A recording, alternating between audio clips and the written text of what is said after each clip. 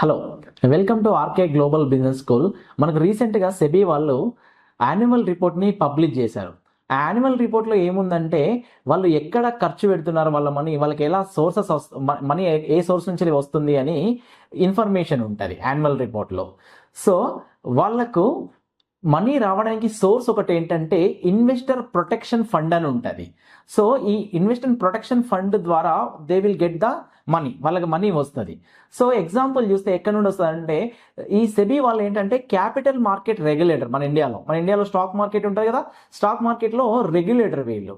So ఏదైనా company cheating చేసినట్టయితే, ఏదైనా ఇర్రెగ్యులారిటీస్ ఉన్నట్టయితే ఏదైనా పర్టికులర్ లిస్టెడ్ కంపెనీస్లో ఈ సెబీ వాళ్ళు వాళ్ళ పైన ఫైన్ ఇంపోజ్ చేస్తారు.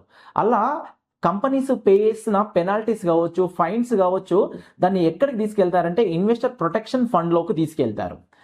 సో ఈ ఇన్వెస్టర్ ప్రొటెక్షన్ ఫండ్ని మరి దేనికోసం యూజ్ చేస్తారంటే ఇన్వెస్టర్ని ప్రొటెక్ట్ చేయడానికి. అంటే ఇన్వెస్టర్కి ఫర్ ఎగ్జాంపుల్ మంచి నాలెడ్జ్ ఉన్నట్టయితే స్టాక్స్ పైన కావచ్చు, స్టాక్ మార్కెట్లో ఉన్న ఇన్స్ట్రుమెంట్స్ పైన కావచ్చు, డిఫరెంట్ సెక్యూరిటీస్ ఉంటాయి. ఈక్విటీ అని, డెట్ ఇన్స్ట్రుమెంట్స్ అని, మ్యూచువల్ ఫండ్స్ అని, ఇట్లా డిఫరెంట్ ఇన్స్ట్రుమెంట్స్ ఉంటాయి మనకు క్యాపిటల్ మార్కెట్లో.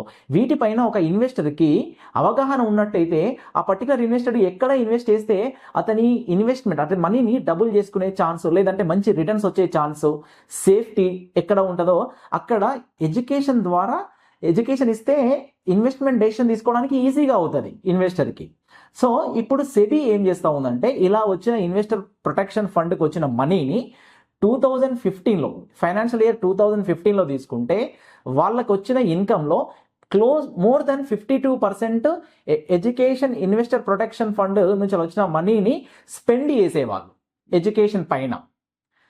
అదే 2024 వచ్చేసరికల్లా, ఫైనాన్షియల్ ఇయర్ 2024 వచ్చేసరికల్లా 50% కూడా కాదు, జస్ట్ 0.5% మాత్రమే ఈ ఎడ్యుకేషన్ పైన, ఇన్వెస్టర్స్ యొక్క ఎడ్యుకేషన్స్ పైన స్పెండ్ చేస్తూ ఉన్నారు.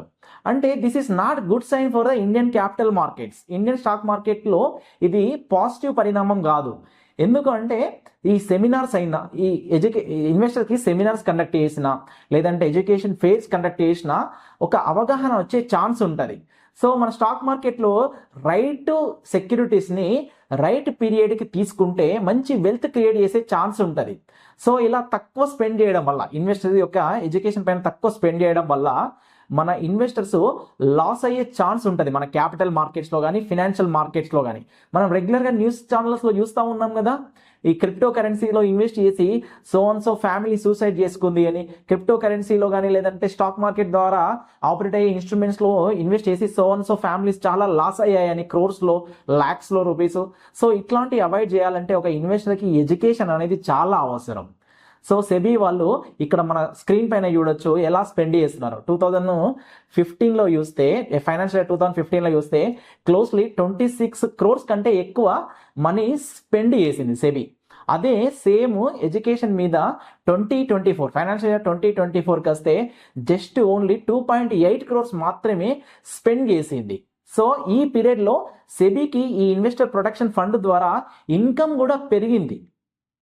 సో ఇలాంటి పరిణామం is not good for the capital markets, Indian stock markets. Thank you. ఇలాంటి ఇన్ఫర్మేషన్ కోసం రెగ్యులర్గా మన ఆర్కే గ్లోబల్ బిజినెస్ స్కూల్ని ఫాలో అవ్వండి. Thank you.